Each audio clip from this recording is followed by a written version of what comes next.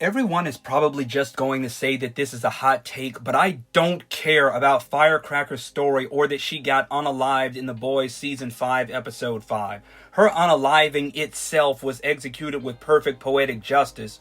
Her entire arc has been an effective satire, excessively on the nose though it was, highlighting the evils of radicalized Christianity and Christian nationalism by those who have some respect for deity, but more respect for their own ideas and passions. Firecracker does, as such people usually do, eventually take the final step in selling anything remotely resembling her soul by admitting, at least to herself if no one else, that Christianity was only ever the excuse for her to do and say all the things that common sense and a true understanding of the nature of the God whom she claims to serve would otherwise condemn as sin. For example, essaying minors, cursing, lying, deceiving, holding grudges, gossiping, fornicating, worshiping false idols, and straight up murdering innocent people who were made in the image of God himself. She makes that internal admission when she uses her platform to turn America against a legitimate Christian pastor who does serve God and practices biblical, not American, Christianity, who practically raised her and who kept her from starving. Moreover, she does so with lies, including accusations that his helping her was a front for essaying her. And once she does make that internal admission, she abandons all pretenses of legitimate Christianity and fully devotes herself to a known false god just because she wants to stay relevant from a financial and globally material standpoint versus take the kind of stand that God would require of his true believers and suffer the persecution that comes with it. And the moment she does make that soul exchange is the moment when the false god to whom she sold her soul unalives her like a bug and forgets about her before her heart has even stopped beating. She's specifically unalived by the statue of an eagle, perhaps the most prominent symbol of the Christian nationalism that she sold her soul to peddle, and it is absolutely hilarious, given the political leanings of this show's creator, that she's actually unalived by the left wing. I wonder if this show's creators even realize the irony there. Anyway, as poetic as her passing was, I just don't care, because Firecracker has just never been an interesting character in this show. Right from the start of her arc in Season 4, the writers introduced her as nothing but a too obvious composite character meant to stand in for Christians who support Donald Trump. And I'm not saying that political satire has no part in entertainment. Quite the opposite. The best way to comment on rights and wrongs in the political sphere is usually to tell a story. The problem is that Firecracker's story was never told well. There was never any depth or subtlety to her. You never feel once that she's right or even that she has a good point. Her first appearance in Season 4 of The Boys shows her to be a charlatan selling radicalized Christianity to uneducated people despite knowing it's wrong because she loves the money and attention. She later, despite claiming to be a devout Christian, goes on to break practically every command in the Bible of the God whom she purports to serve in her quest to amass socio-political and financial power unto herself.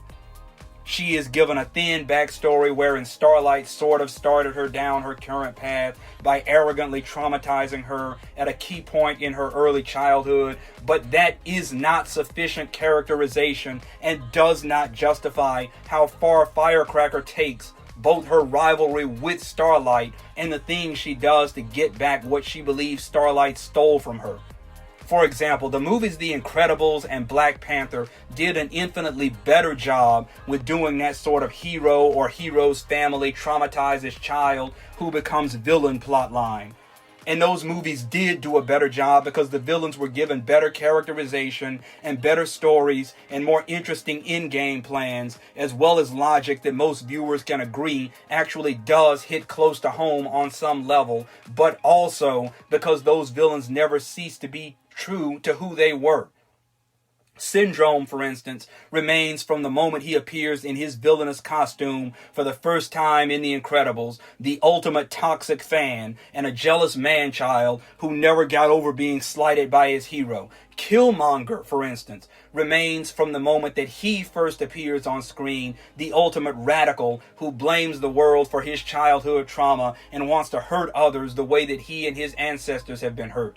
And the viewer does not like either of those characters, but their internal story consistency, the fact that neither of them is a blatantly lying hypocrite regarding his own philosophy, is part of why the viewer respects their portrayals.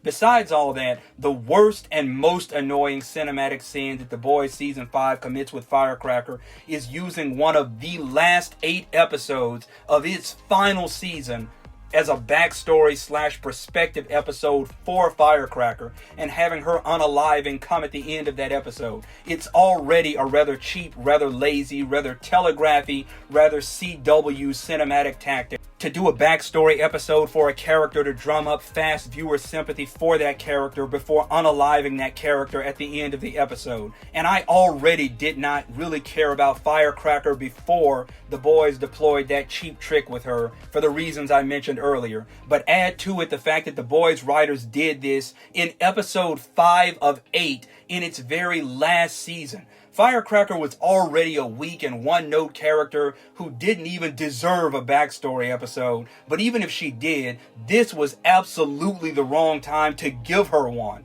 If anything, this type of episode should have come in season 4 or maybe 3. The final season of a limited series like The Boys is not the time to make villains or even heroes necessarily more sympathetic with backstory dumps. It is the time to deliver nothing but a high-octane thrill ride that doesn't let the viewer go until the final minute.